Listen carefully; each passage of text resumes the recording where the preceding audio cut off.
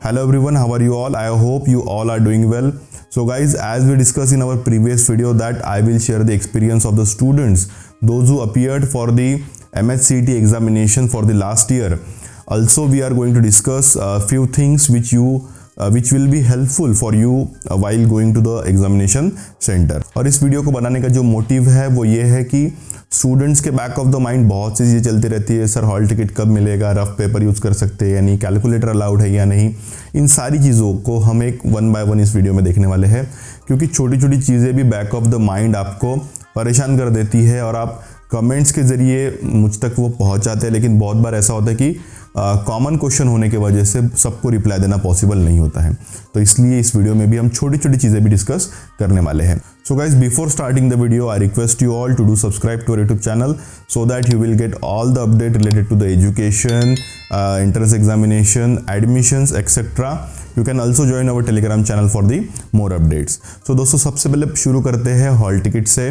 जैसे कि आपको पता है हॉल टिकट जो है, मैंने बार बार आपको बोला है कि एग्जामिनेशन के 8 दिन पहले आपको आपके लॉगिन में मिल जाएगा।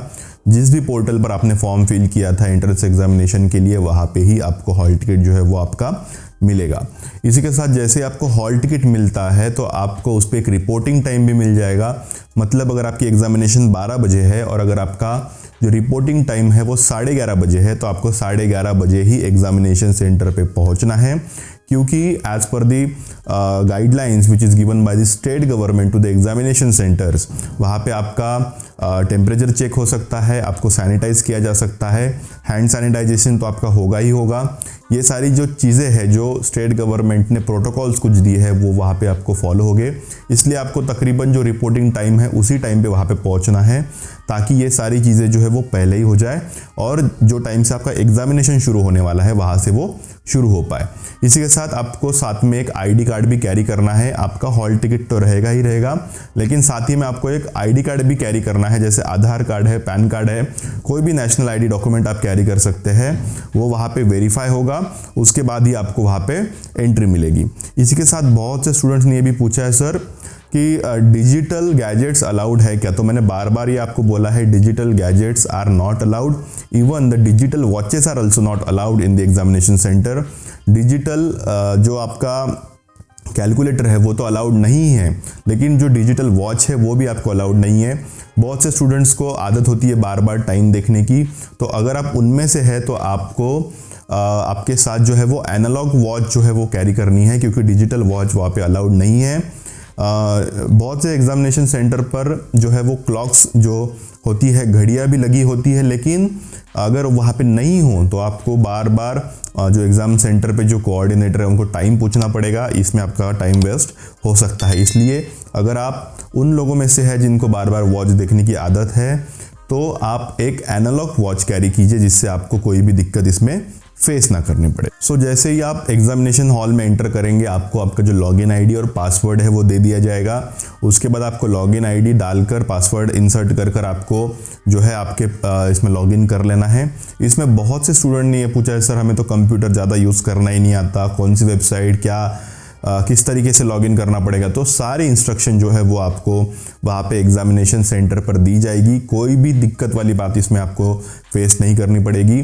जो पोर्टल है वो ओपन ही रहेगा, सिर्फ आपको लॉगिन आईडी और पासवर्ड जो है वो आपको वहाँ पे एंटर करना पड़ेगा और सिंपली आप लॉगिन कर पाएंगे आपके एग्जामिनेशन के डैशबोर्ड पर, और आपके एग्जामिनेशन जो है वहाँ से शुरू हो जाएगी। इसी के साथ जो एक बहुत ही सिंपल क्वेश्चन स्टूडेंट्स ने पूछा है वो ये है कि सर रफ पेपर वहाँ पे मिलेगा या नहीं। तो देखिए छोटा सा क्वेश्चन है लेकिन बहुत इंपॉर्टेंट है, क्योंकि रफ पेपर अगर आपको ना मिले तो शायद आप बहुत से क्वेश्चन जो है वो सॉल्व ही ना कर पाए। इसलिए जो रफ पेपर है वो आपको वहीं से मिलेगा, घर से आपको लेके जाने की ज़रूरत नहीं है। लेकिन हाँ, आपको साथ में पेन जो है वो कैरी करना है। पेन आपको वहाँ पे नहीं मिलेगा, शायद कुछ एग्जामिनेशन सेंटर प्रोवाइड कर भी दे, लेकिन बट जहाँ तक मैंने देखा है पेन जो है वो नहीं प्रोवाइड किया जाता, इसलिए आपको पेन साथ में कैरी करना है। रफ पेपर आपको वहाँ पे एग्जामिनेशन सेंटर पे प्रोवाइड कर दिया जाएगा।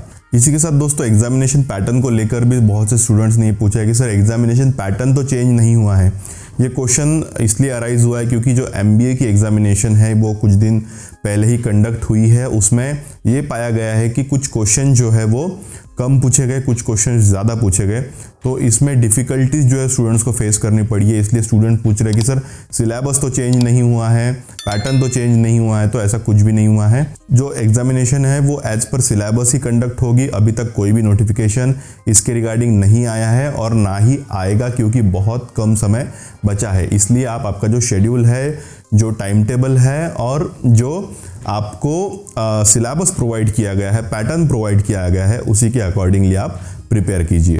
और एक इम्पॉर्टेंट चीज़ जो मैं आपको बताना चाहता हूँ कि वो ये है कि आप जो है क्वेश्चन को कम से कम ट्वाइस रीड कीजिए, 2 बार रीड कीजिए। क्योंकि होता यह है कि जो क्वेश्चन होते हैं वो बहुत सिंपल होते हैं बहुत बार, लेकिन उसको हम गलत पढ़ लेते हैं और उसके अकॉर्डिंगली ही जो पेपर जो है वो सेट किए जाते हैं और आप क्वेश्चन को गलत पढ़ने के वजह से आप गलत आंसर देकर आ जाते हैं। तो ये भी एक बहुत छोटी चीज़ है, लेकिन आपको ये आंसर सॉल्व करते वक्त बहुत काम आने वाली है। इसलिए अगर आप ट्वाइस कोई भी क्वेश्चन रीड करते हैं तो आप बहुत अच्छी तरीके से उसको आंसर कर पाएंगे। और जैसे ही आपका एग्ज़ाम ख़त्म होता है, आपको इंटीमेशन दिया जाएगा कि अब आपको बाहर जाना है, उसी वक्त आपको बाहर आ जाना है।